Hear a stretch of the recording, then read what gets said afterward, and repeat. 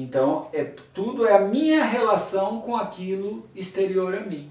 Então, a gente pensando nesse tema, né, de um ambiente que esgota, ele pode trazer essa demanda, né, de que minha necessidade de ser aprovada, minha necessidade de ter um pai que me ama é projetada no meu chefe, que vai me dizer bom trabalho se eu cumprir toda a meta. Então isso está no processo, né, da exaustão. E é muito ruim, que se diga, né, a gente passar a vida tentando agradar o outro. Com certeza. Isso é muito cansativo. Mas só reforçando, acho que existem, do meu ponto de vista, acho que até da experiência de gestão e de formações que eu fui fazendo em cima dessa lógica, né, não que eu tenha conseguido executar, porque também tem um desafio aí na gestão muito grande, né, do que a gente quer e do que a gente consegue executar. Então não é nem nesse prisma necessariamente, né, porque gostaria de ter executado dessa perspectiva de feedbacks mais do que executei. Mas eu acredito que existe uma forma de você fazer isso e sim ser positiva. Não precisa levar para essa lógica do fez certo, fez errado, tem positivo e negativo. Acho que tem um outro jeito, que a gente pode falar em outro momento, mas que dá para fazer e que ajuda, inclusive, dentro do próprio trabalho. Né? Claro, é um critério de avaliação, não deixa de ser, né? Agora, é isso, né? Essa coisa das dinâmicas internas, acho que a gente foi falando de algumas, eu gostaria só de dizer mais duas que eu acho que são importantes e porque eu sei que acontecem essas coisas dentro do ambiente de trabalho, mas que é isso, uma delas é a discriminação racial, que eu acho que traz um prejuízo muito grande dentro dessa lógica de trabalho, então é adoecedor para quem passa por esse processo e acho que as empresas precisam se haver com isso, conversar mais sobre isso, levar palestrantes que falem sobre isso, acho que fazer com que essa lógica de educação continuada aconteça para que esses temas sejam expostos e as pessoas possam se ver nesse lugar, porque é muito comum essas, por exemplo, questões relacionadas ao racismo acontecer dentro da empresa e a pessoa falar quem foi vítima vai identificar e quem foi a pessoa que fez a ação vai dizer que foi uma brincadeira, vai dizer que não era o que ela queria dizer. Então, assim, por quê? Porque tem toda uma questão de racismo estrutural, de coisas que precisam ser faladas para que isso não aconteça dentro do ambiente de trabalho. Como Se também... você me permite, Kátia, já te interrompendo Pode aqui. interromper. Eu não posso dizer que eu sou um cinéfilo, que é um exagero, mas eu gosto muito e nesse tema, né, racial, acho que vale a pena deixar aqui para você certas pessoas, Netflix, com Jonah Hill e Ed Murphy, tem uma temática muito interessante sobre esse racismo estrutural, né?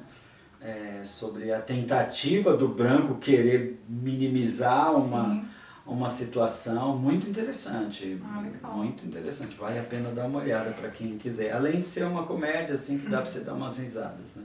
Legal.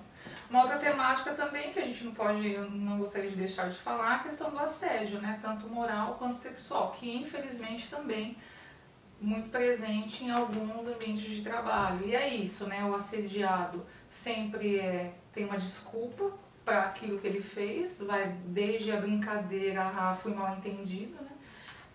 Mas o assediador, né? Mas o assediado tem lá o sofrimento já embutido nele ali. Então acho que é uma questão que as empresas também precisam se haver com essas vertentes que vão acontecendo para que isso possa ser minimizado, né? E a minimização de tudo isso, que eu acho que é o que a gente também pode trazer, é que traz benefícios para a empresa. Sim. Né? Se a gente está falando, então todo funcionário, trabalhador, é só dele que se cuida, dele que eu cuido. Não, a gente está dizendo de que se ele for cuidado de forma assertiva, adequada, enfim, o trabalho vai ganhar com isso. Né? O contratante vai ganhar com isso, né? A empresa vai ser uma empresa melhor produtiva, mais vista com melhor qualidade, né? Enfim, acho que dá para entrar nessa temática também. Sem dúvida. Obviamente a gente está falando de uma estrutura, né, que você é contratado, você vai ser pago para produzir um trabalho. mas que naturalmente essa junção, né, de problemas, pessoas, metas e tudo mais, isso vai fazendo com que o funcionário não consiga ou sofra para atingir aquela determinada meta. Se você vai colocando esses elementos, né, autodestrutivos aí, a questão racial, né, a questão do assédio, cobrança excessiva, abuso de poder e etc., isso vai piorando. Então, se você tratar isso preventivamente, é um ganho, sem dúvida nenhuma, para a própria empresa. Ela precisa ter essa consciência, né? Ela precisa entender que a saúde mental, né, do trabalhador, ele tem um preço. E é um preço que ela vai pagar, de certa forma. Ele paga de um jeito, né? Mas ela... que o jeito? Ele paga com sofrimento, né, mental. Mas a empresa também tem um preço que eu posso até dizer que é do ponto de vista financeiro mesmo. Sim. Porque um profissional, né, que está ali sofrendo, né, tá sofrendo emocionalmente dentro do trabalho, está chegando já, ou se já não chegou, né, num estado de adoecimento já diagnosticado, enfim, como burnout, vamos pensar que ele vai dar atestado.